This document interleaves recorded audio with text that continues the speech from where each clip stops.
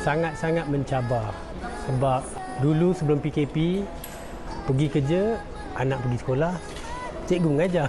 Yang kritikal adalah penyusunan jadual online kelas supaya kelas tak bertindih. Bila kelas bertindih, kita tak cukup device. Wanita hari ini. Wanita hari ini bijak mengatur, mengurus mata wataknya. Usahawati, ibu istri permaisuri. Wanita hari ini di zaman moden masih kekalkan adatnya. Dihormati, disayangi, disanjungi. Wanita hari ini.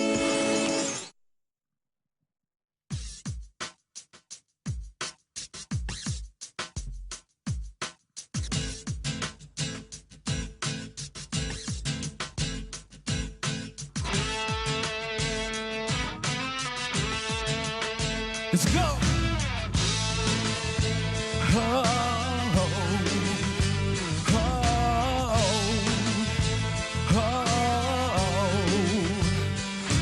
Dari awal aku tak pernah percaya kata-katamu, karena ku hanya melihat semua dari parasmu.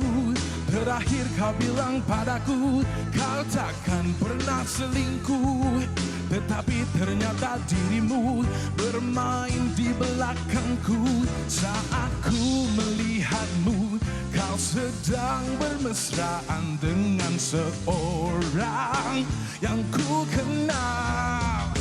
Everybody, wow, kamu ketahuan pacaran lagi dengan dirinya, teman baikku. Oh, kamu ketahuan pacaran lagi dengan dirinya, teman baikku. Hey,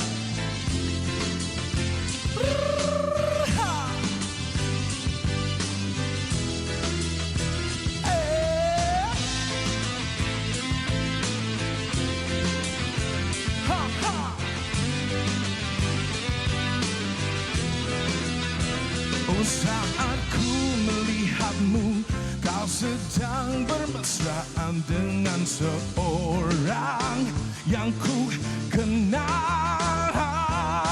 Wow, wow, kamu ketahuan pacaran lagi dengan dirinya, teman baikku. Oh, kamu ketahuan pacaran lagi dengan dirinya, teman baikku.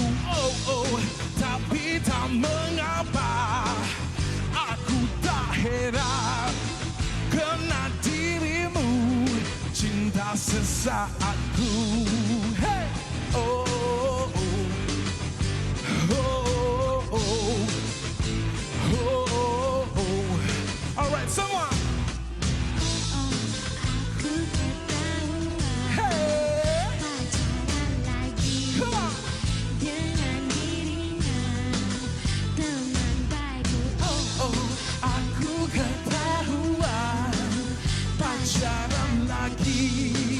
Dengan dirinya, teman baikku. Akan boy. Oh, wow. Itu dia persembahan pembukaan yang cukup bersemangat daripada Aaron Lambert, iaitu salah seorang rookie vokal mania yang terpilih untuk ke finale pada hujung minggu ini, Sugi. Penuh bersemangat ya? Ya, cukup bersemangat. Rasa macam nak zumba pula. Tadi awak pun menari ya? Saya pun berpusing-pusing lah sikit sebab Aaron nyanyi dengan penuh bersemangat, dan insya-Allah Aaron dan bersama seorang lagi Alif akan sama-sama dengan kita sebentar saja lagi. Seperti biasa, hari ini insya-Allah saya dan juga Sugita akan akan menemani anda selama 1 jam ini dengan pelbagai paparan inspirasi yang akan terus dikongsikan bersama dengan anda penonton wanita hari ini. Dan kami pun inginkan anda cukup bersemangat bersama kami hari ini. Kalau boleh anda pun berzumba lah sambil menonton WHI. Menaikkan semangat. Naikkan semangat. Baik, seperti biasa kami harapkan anda semua dalam keadaan yang sihat sahaja. Apa jua yang anda lakukan, pastikan keselamatan dan kesihatan anda sentiasa dijaga. Ya, Fiza. Kalau kita lihat angka yang dilaporkan semalam adalah sebanyak 2062 bilangan kes baharu yang dilaporkan dengan 8 kluster baharu yang dikenal pasti. Jadi sama-samalah kita lakukan apa yang kita harus lakukan. Bukan untuk menakut-nakutkan, tetapi ini satu peringatan untuk diri kita dan juga anda penonton-penonton wanita hari ini. Dalam kegembiraan dan juga keterujaan kita dibenarkan untuk merentas negeri, ada yang pergi bercuti dan sebagainya, pastikan anda menjaga SOP-SOP yang telah pun ditetapkan. Ini norma baharu yang orang kata perlu dimulakan, yang mana kita juga kena mengadaptasi pembudayaan norma baharu ini dalam kehidupan kita. Orang kata tak apalah ahli keluarga, tak apalah bersalaman, bersentuh. Tak boleh tau. Kita kena tetap amalkan pembudayaan dan juga norma baharu ini. Setuju sangat dengan apa yang Fiza katakan, sebab memang orang rasa macam tak apa ahli keluarga, kita beri kelonggaran sikit, tapi semua orang boleh orang kata membawa virus COVID-19. Betul. Lagi-lagi Sugi, kalau kita ni kat rumah tu ada ahli keluarga yang terdiri daripada warga emas, ibu bapa kita, atuk nenek ataupun anak-anak yang kecil kan, yang mana mereka ini lebih mudah untuk dijangkiti. Okey, itu tentang COVID-19 untuk sama-sama kita jaga kita, tetapi ada juga sesuatu yang ingin terus kami kongsikan bersama dengan anda penonton wanita hari ini. Sebagai alternatif dalam mempromosikan kepentingan norma baharu, Fakulti Filem, Teater dan Animasi Universiti Teknologi Mara UiTM, kampus Puncak Perdana Cawangan Selangor dengan kerjasama Yayasan Hasanah dan Finas sedang menganjurkan program Wave Awards 2021. Program ini membuka penyertaan untuk pertandingan filem pendek dan pertandingan tarian kepada seluruh rakyat Malaysia. Tema Unleashing Creative Wonders menumpukan 5 bidang utama, iaitu pendidikan, pembangunan komuniti, alam sekitar, seni, warisan dan budaya dan ilmu pengetahuan norma baharu.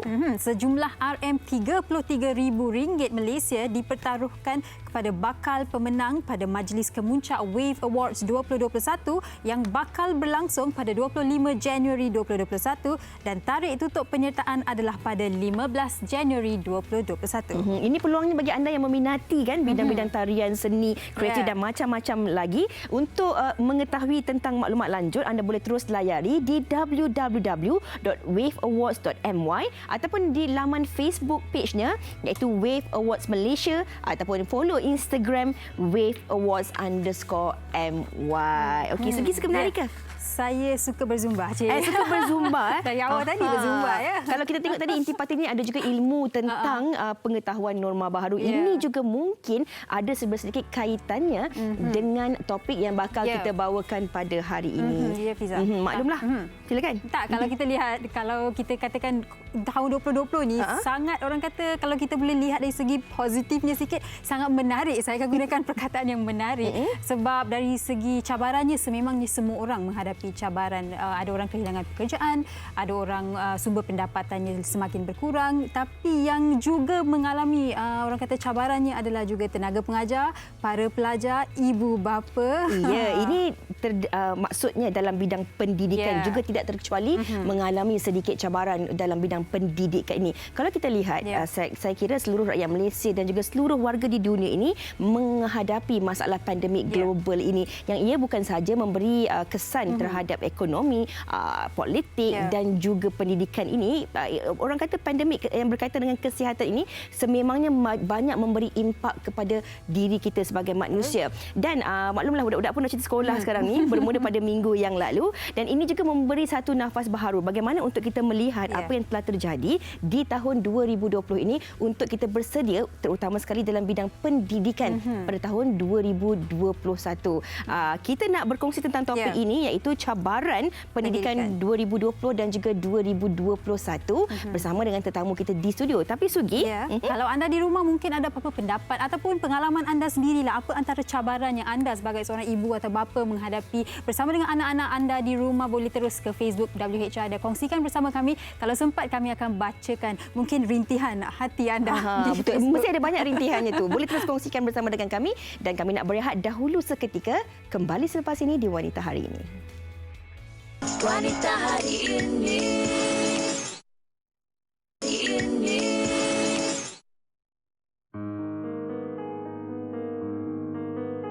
Krisis global akibat penularan wabak COVID-19 telah memberi kesan yang buruk terhadap ekonomi negara. Selain banyak perubahan telah berlaku terutama dalam sistem pendidikan. Berikutan pelaksanaan Perintah Kawalan Pergerakan PKP yang diumumkan oleh Perdana Menteri Tan Sri Muhyiddin Yassin pada tanggal 16 Mac, semua aktiviti pengajaran dan pembelajaran di institusi pendidikan seperti sekolah, kolej dan universiti terganggu. Oleh itu, Kementerian Pendidikan Malaysia mengambil inisiatif dengan mengeluarkan arahan agar sesi pembelajaran dilaksanakan secara atas talian. Namun di sebalik solusi ini, terdapat pelbagai cabaran yang perlu dilalui oleh pendidik, ibu bapa dan pelajar itu sendiri. Antaranya, tiada sumber internet di rumah, isu teknikal ketika sesi pembelajaran dan kurang daya fokus pelajar. Siapa sangka wabak pandemik COVID-19 ini secara tidak langsung telah menjadi pemangkin pembaharuan terhadap sistem pembelajaran secara maya. Namun, bersediakah kita jika sistem pendidikan pada tahun 2021 terus berdepan dengan cabaran getir seperti tahun ini? Bagaimana cara untuk ibu bapa, pendidik dan para pelajar untuk lebih bersedia menghadapi sesi pembelajaran pada tahun hadapan?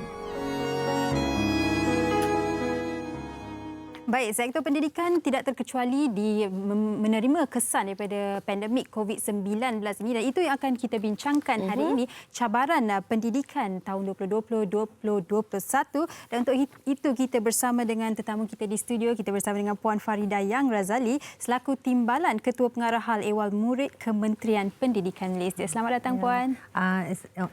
Saya sebenarnya Timbalan Pengarah. Timbalan Pengarah Hal Ehwal Murid. Maafkan saya. Pengarah. Alright. Baiklah Puan Farida, untuk kita mulakan perbincangan ini, kalau kita cakapkan dari awal tadi cabaran semua daripada rakyat Malaysia, tidak terkecuali mungkin daripada menghadapi cabaran. Mungkin cabaran kita berbeza-beza dan tidak terkecuali cabaran dalam bidang pendidikan. Saya kira ramai orang dah dengarlah luahan ibu bapa, guru dan juga anak murid ini tentang bagaimana pendidikan 2020 ini. Kalau mungkin boleh dikongsikan oleh Puan Farida tentang cabaran pendidikan yang dilalui tahun 2020 ini. Betul. Cabaran tu sebenarnya amat besar. Cabaran tu besar because dia affect semua sektor termasuk juga pendidikan.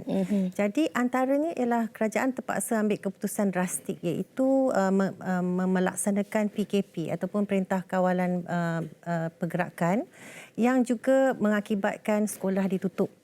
Jadi penutupan sekolah itu adalah sesuatu yang drastik yang terpaksa kita hadapi. Tapi kita kena ingat bahawa walaupun sekolah tutup, anak-anak ni tidak boleh kita abaikan hak dia untuk mendapat akses kepada pendidikan. So sekolah tutup pun dia sebenarnya bukan cuti. Dia bukan cuti. Jadi anak-anak ni harus terus belajar. Jadi disebabkan itu, masalah Kementerian Pendidikan ialah untuk memastikan akses ini berterusan.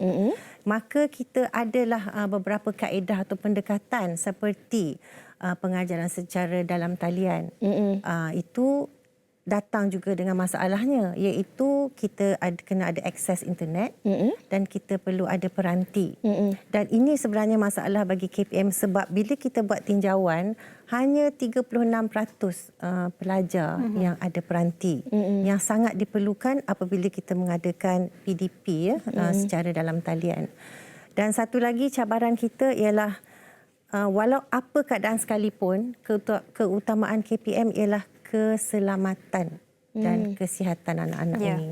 So sebelum kita buat apa-apa keputusan besar, memang kita akan mengadakan engagement bersama-sama libat urus dengan KKM, ya, MKN dan semua kementerian berkaitan sebelum keputusan besar dibuat. Jadi antaranya ialah kita perlu memastikan keadaan adalah selamat untuk anak-anak. So walaupun kita buka, kita ada SOP yang ketat. Masalah kita memang ada garis panduan semua dengan perbincangan dan telah diwartakan oleh MKN. Tetapi isunya ialah memastikan pematuhan.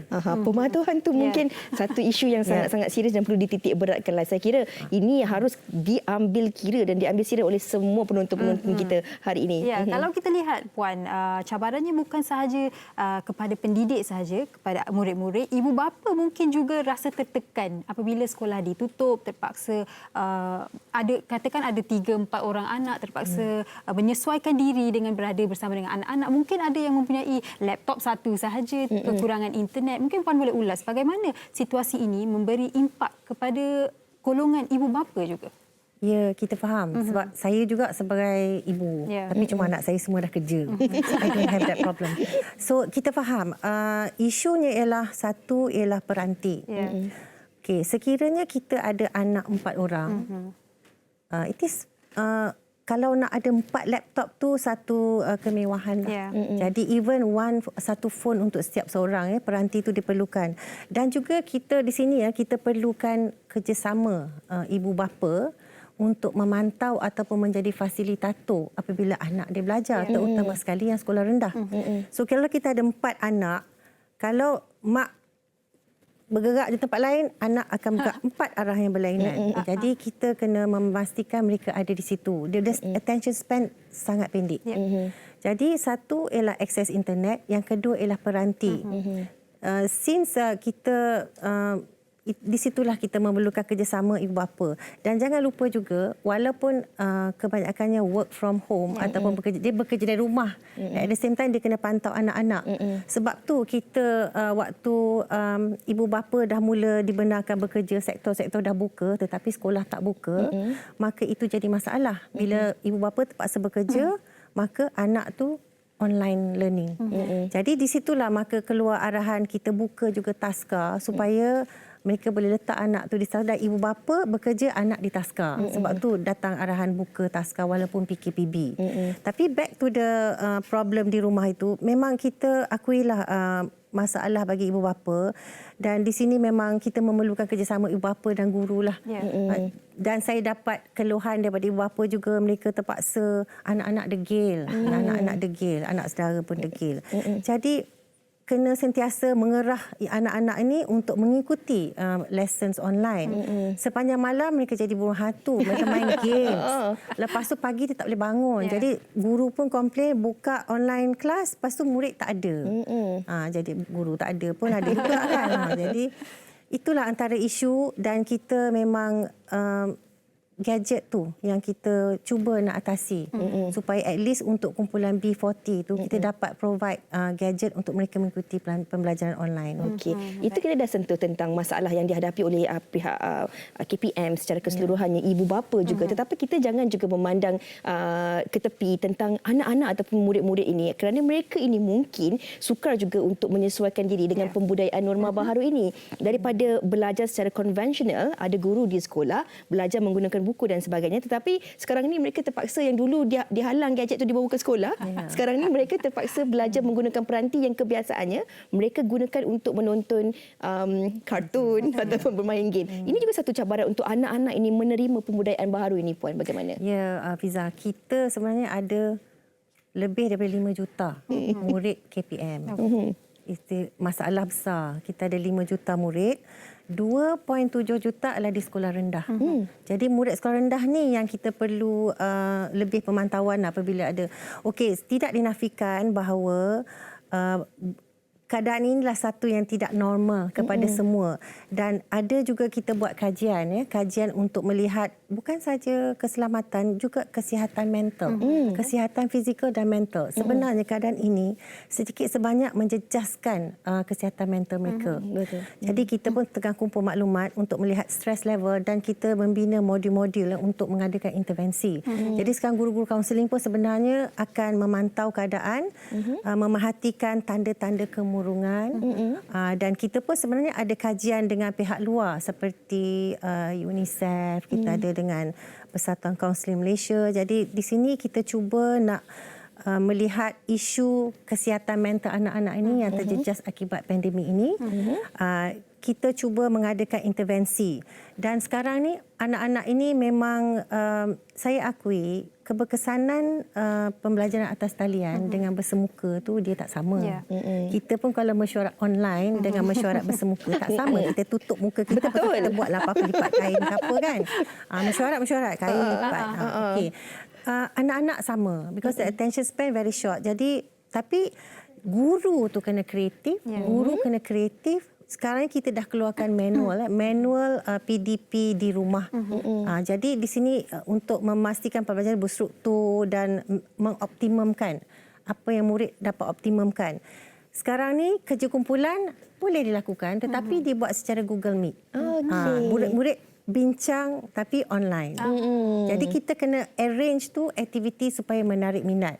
Dan mereka masih boleh mempersembahkan hasil kerja projek tetapi Google Meet, webinar. Jadi kita introduce cara ini. Mungkin sekarang ini semua terkejut lagi. Jadi dia tidak biasa tetapi insya-Allah kita akan teruskan kaedah ini for 2021 sebab kita kena sedar bahawa keadaan ini mungkin berlautan sehingga 2021, maybe even 2022. Jadi walau apa pun kita perlu meneruskan kehidupan dan kita perlu buat perubahan-perubahan yang diperlukan dalam kehidupan. Saya setuju sangat tu. Saya menarik Puan menyentuh mengenai tekanan mental pada kanak-kanak. Sebab kadang-kadang jelah ibu bapa inginkan anak-anak duduk belajar tapi anak-anak tu tidak boleh jumpa kawan. Mereka pun ada keinginan untuk bermain dengan kawan-kawan dan tak boleh fokus sangat dekat rumah. Jadi kita harus memberikan mereka sedikit kelonggaran saya kira. Bukan tu je, kadang-kadang tak tahu nak jawab soalan, ibu bapa pun tak boleh nak bantu nak jawab soalan tu. Okey. Sebenarnya ada banyak lagi nak terus kami kongsikan bersama dengan tetamu kita di studio Sugi, tapi sebelum itu kami nak dengarkan apa pendapat orang di luar sana mengenai cabaran pendidikan 2020-2021. Silakan.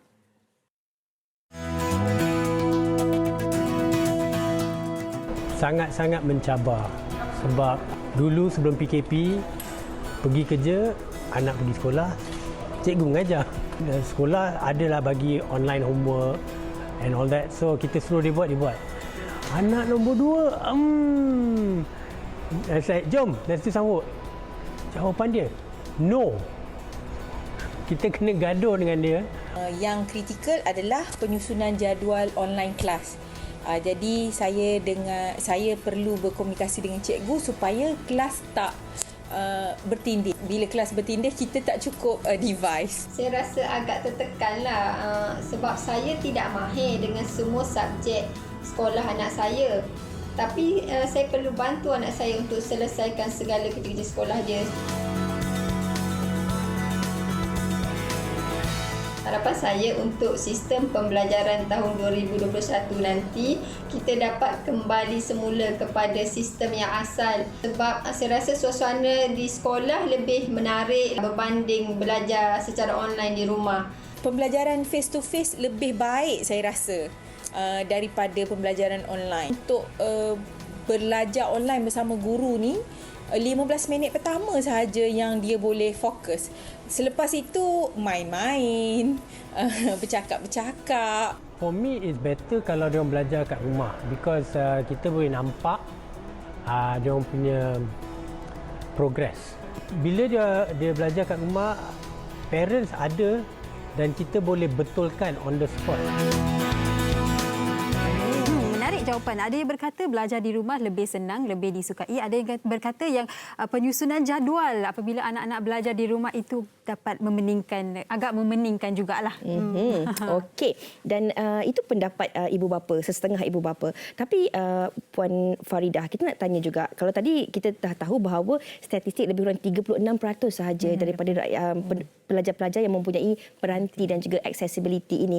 Bagaimana pula dengan pendidikan bagi anak-anak ini yang mungkin tinggal di kawasan pedalaman? Adakah ada sebarang mungkin inisiatif yang juga turut dijalankan oleh KPM? Okey, sebenarnya kita ada satu syarat lah dalam manual itu. Apabila kita melaksanakan PDP, dia perlulah bersesuaian dengan kemampuan murid. Jadi kalau murid itu tidak ada peranti, sama ada kita bantu bagi dia mendapatkan peranti atau kita guna kaedah lain. Kita mesti pastikan tiada yang tercicir. Itu memang satu amanat Menteri Pendidikan.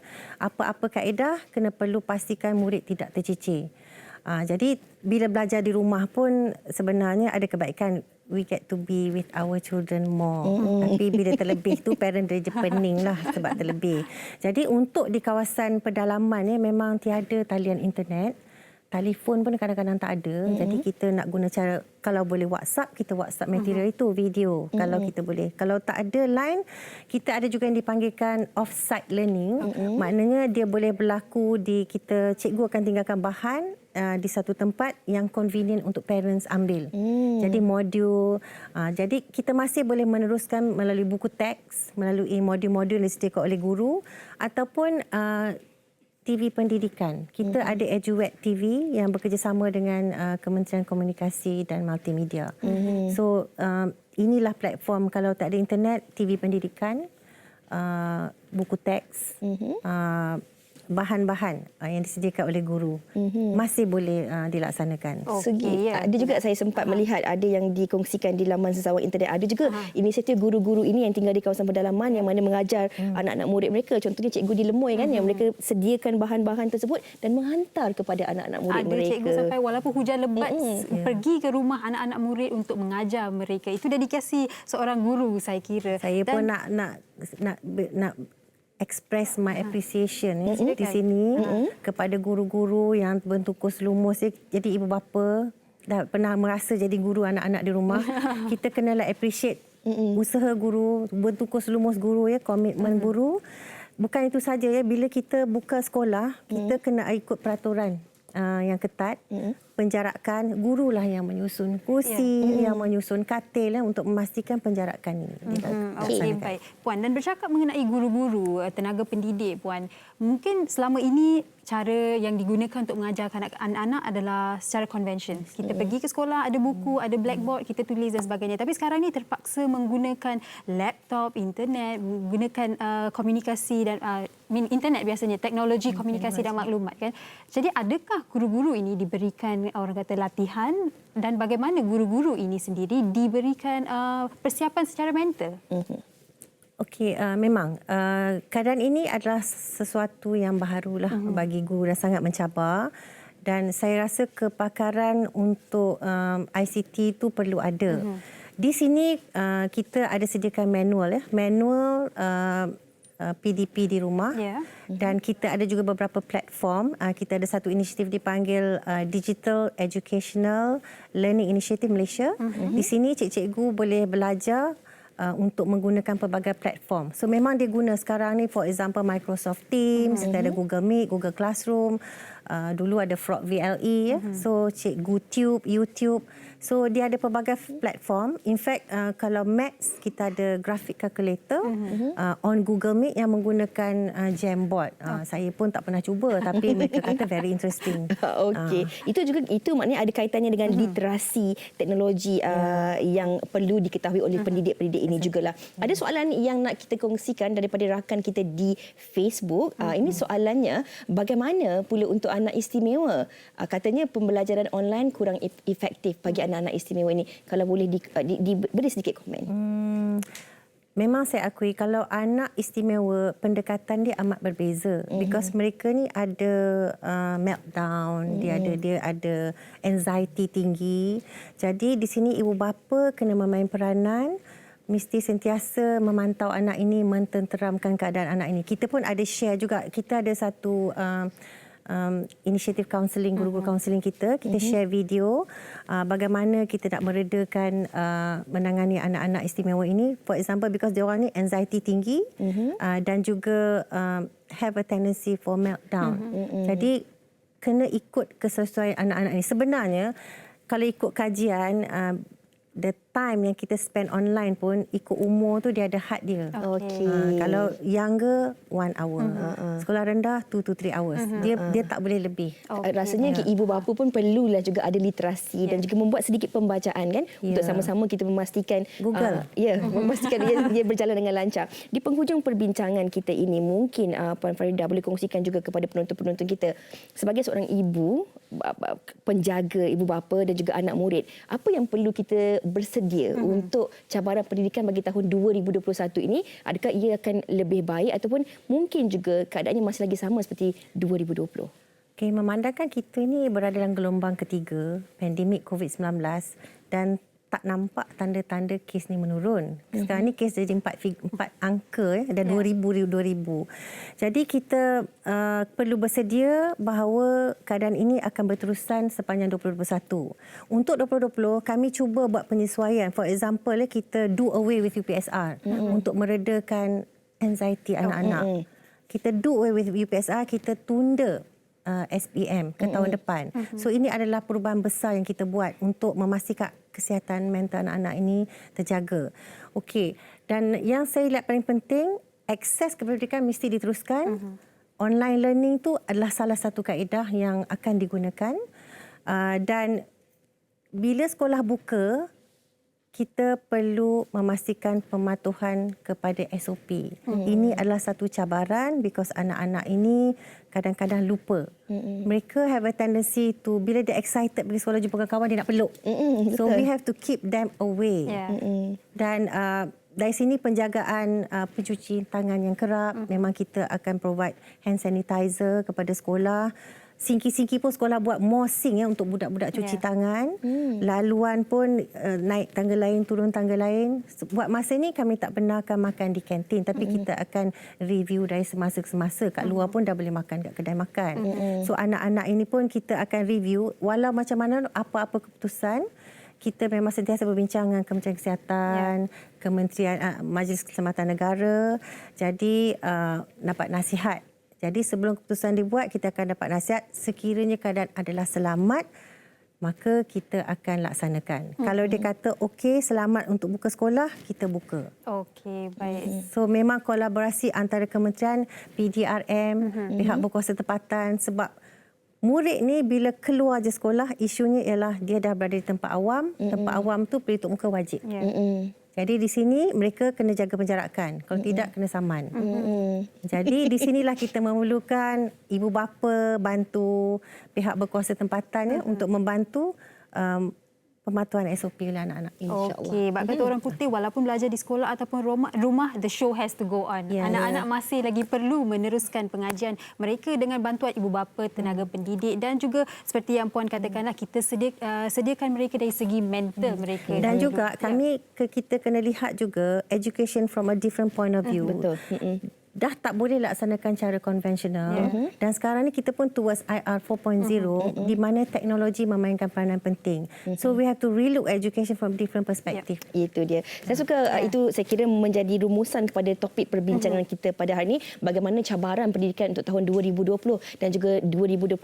Namun jangan risau kerana insya-Allah pihak KPM sendiri dengan kerjasama agensi-agensi yang lain akan memastikan tidak ada seorang pelajar pun yang akan tercicir. Pendidikan tetap menjadi nombor satu untuk anak-anak kita, insya-Allah. Tapi yang paling penting kerjasama antara semua pihak itu. Baiklah, kita nak berehat dahulu seketika. Sekali lagi kita ucapkan terima kasih kepada Puan Farida Yang Razali kerana sudi bersama dengan kita pada hari ini. Terima kasih Puan. Baik, anda di rumah jangan ke mana-mana. Kita berehat sebentar, kembali selepas ini bersama dengan Alif Kadim dan juga Aaron Lambert. Wanita hari ini.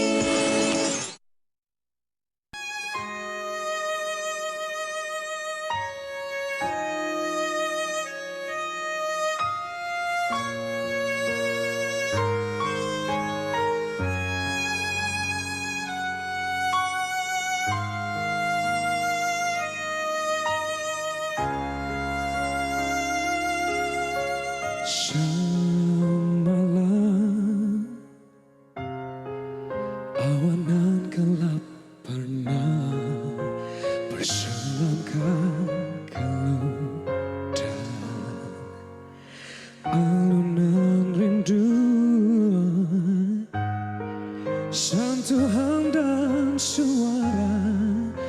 Oh, di mana hilangnya gerangan dalam sinar.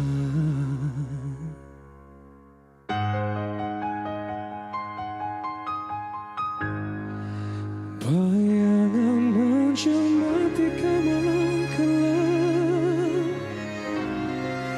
tanpa cahaya aku buta, tanpa indera kasihnya,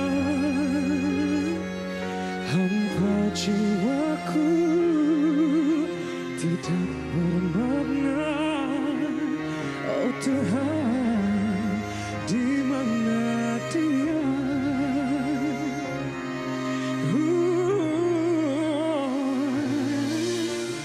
Ku dambakan seluruh jiwa raga, kasih dan cintanya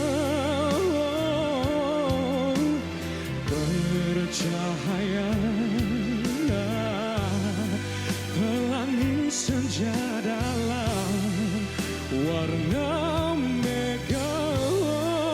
Andai dapat ku temukan oh dirinya, bayangan menjelma ketika malam kelam, tanpa cahaya aku buta, tanpa indera kasihnya, harapanku tidak bermakna. Oh Tuhan, di mana dia?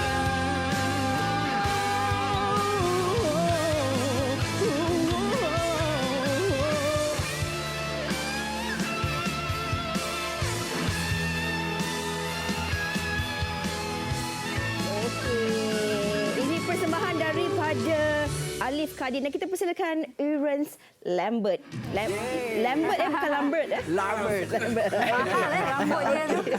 Sugi, kita ucapkan tahniah kepada Alif dan juga Irens kerana berjaya terpilih ke final nanti kan. Tapi kalau kita lihat kan Sugi, Alif dengan Irens dua-dua ada personality dan juga gaya nyanyian yang berbeza. Sangat berbeza. Berbeza. Okey. Jadi mungkin kedua-dua anda boleh kongsikanlah juga antara empat yang ke final ni, siapa kalau Irens rasa saingan terdekat Irens? Saingan terdekat saya memang ada siapa lagi, bukannya sebelah saya ni. Memang kita dekat luar pun pernah bertanding, selalu bertanding. So saya rasa dia ni macam mana pergi mesti dia nak juga dekat dengan saya. Tak tahu kenapa. Literally terdekat lah. Yes, dia memang terdekat. Tapi yang lain-lain tu pun semua memang saingan yang sengit juga. Tapi Alif Kadim ni one kind lah orang kata. Macam saya semestinya lah musuh tradisi. Musuh tradisi. Ya. Dah banyak pertandingan kita orang masuk, betul lah macam Iran cakap tadi, kita banyak masuk pertandingan dan memang muka Iran memang dari pencabar terdekat saya. Tahu kenapa? Tenungan tu macam awas. Awas berani cakap apa. Tapi adakah anda berdua memang dah sangkakan ya saya akan menjadi antara yang 4 terbaik di Tidak. Sebab konsep Vocal Mania ni dia berbeza. Sebab dia perlukan undian daripada penonton-penonton. Kalau kita tengok saya sendiri dekat dalam Vocal Mania ni, saya paling muda sekali. Yang paling muda sekali dalam Vocal Mania. Jadi yang lain-lain tu semuanya lagi muda lah. Dia lagi muda, maknanya diorang kat luar sana ramai followers, ramai peminat. Jadi kami ni sebenarnya, saya dengan Alif ni tak beza jauh lah. So kami ni tak beza faham. Kurang kata pendahan daripada luar kan. So kita rasa macam mana kita nak fight, kita nak dapatkan undi ni. Tapi akhirnya alhamdulillah mungkin diorang tengok daripada seminggu diorang nampak kita perform, diorang suka dan diorang undi, kita dapat masuk final. Betul. Sebenarnya penjurian 7% semi final 70% juri, 30% 100% undian. Tapi untuk melangkah ke semifinal tu 70% daripada penonton. Itu dia kalau mencabar. tak dapat 70% penonton ni, kita tak dapat masuk semifinal. Okey. Secara ringkasnya persediaan untuk ke final nanti. Persediaan Alif dulu lah. Persediaan saya, saya memang fokus kepada lagu yang akan dibawa sebab kita ada 3 task. Okey, kita ada solo, battle dengan rookie bersama kami ataupun Tak tahu 2 siapa orang lagi, tak nanti tahu kita akan siapa. battle. Kita battle dengan idol. Okey, dan Macam saya untuk malam tu kita dah sampai final, kita dah lawan dah sebelum-sebelum ni. Maknanya untuk final ni kita nak enjoy, nak bagi penonton semua terhibur. Sambil-sambil tu kita lawan sikit. Okey, baik, kami ucapkan selamat maju jaya kepada anda berdua. Tak Terima kira kasih. menang atau tidak, yang pasti anda fight habis-habisan. Okey, jangan lupa saksikan Walker Mania pada hujung minggu ini. Anda Sabtu boleh orang kata vote for your favourite. Yes, tolong vote Iran. InsyaAllah. Kedua-duanya dah pun sampai ke final. InsyaAllah itu pertandingan. Tapi kita doakan semoga lepas habis final nanti mungkin ada album ataupun single yang akan dikeluarkan oleh anda berdua. Okey, kita nak berehat dahulu seketika. Kembali selepas ini di Wanita Hari Ini. Wanita hari ini. Wanita hari ini. Kembali bersama kami di Wanita Hari Ini. Dan ada sesuatu yang ingin kami kongsikan bersama dengan anda, iaitu Nestle Malaysia komited untuk membentuk masa depan lestari dan bebas sampah. Sasaran Nestle ialah untuk menghasilkan 100% pembungkusan yang boleh digitar semula atau diguna semula menjelang tahun 2025. Antara usaha yang dilakukan adalah dengan menggantikan bahan plastik dengan bahan boleh kita semula. Nestle percaya amalan kita semula boleh dipupuk menjadi tabiat. Dan untuk menggalakkan orang awam mula mengitar semula, Nestle memperkenalkan label kita semula yang ringkas di belakang semua pek pembungkusan Nestle dan juga boleh rujuk pada botol Maggi. Label kitar semula ini menunjukkan cara untuk mengasingkan sampah, jenis-jenis tong sampah kitar semula dan juga barangan yang tidak boleh dikitar semula. Seronoknya ini juga antara aktiviti yang boleh kita lakukan bersama dengan ahli keluarga kita di rumah. Kita didik anak-anak kita kan dari kecil tu untuk belajar kitar semula. Okey, nampaknya Sugi kita telah pun sampai di penghujung siaran untuk hari ini. Dari awal hingga hujung tadi kita harapkan apa saja yang dikongsikan sedikit sebanyak dapat memberi manfaat yang berguna untuk anda semua. Terima kasih kepada anda yang setia bersama kami sepanjang 1 jam. WHI akan kembali esok dengan topik penderaan dalam rumah tangga. Jangan berdiam diri kalau anda didera. Okey, bagi pihak penerbit Nur Asliza Ashikin, kami sampai di sini saja sehingga berjumpa lagi. Assalamualaikum. Bye-bye. Bye. Dia Pusawati aliran masa kini dia penyambung warisan Sri Kandi dia lemah lembut baik budi pekerti tapi cekal hati dia tabah berani pendidik puteri dalam hal jati diri dia permaisuri kepada si suami kepada anaknya dia ratu di hati tunggak keluarga kalau bukan dia siapa lagi. Wanita hari ini bijak mengatur mengurus mata wataknya.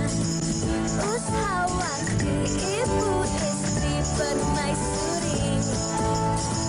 Wanita hari ini di zaman moden masih kekalkan adatnya. Dihormati, disayangi, disanjungi. Dia Pusawati aliran masa kini dia